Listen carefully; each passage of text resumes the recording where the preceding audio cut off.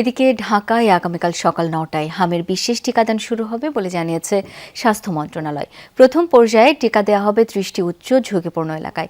এদিকে গত ২৪ ঘণ্টায় হাম উপসর্গে রাজধানীর ডিএনসিসি কোভিড হাসপাতালেও একজন মারা গেছেন।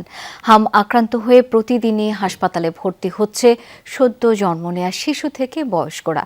দুপুরে ডিএনসিসি কোভিড ডেডিকেটেড হাসপাতালের পরিচালক কর্নেল লতিফা রহমান এক ব্রিফিংয়ে জানান, এই হাসপাতালে গত ২৪ ঘণ্টায় ভর্তি হয়েছেন ৭০ জন রোগী।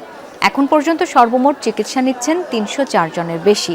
শিশুদের আক্রান্তের সংখ্যাই বেশি। আরও জানান, হাসপাতালে চিকিৎসক সংকট নেই, হাম রোগীদের চিকিৎসার জন্য ওয়ার্ড ও বেডেরও সংকট নেই। তবে টিকা প্রদান শুরু হলে সংক্রমণের হার কমে আসবে বলে আশার কথাও জানান তিনি।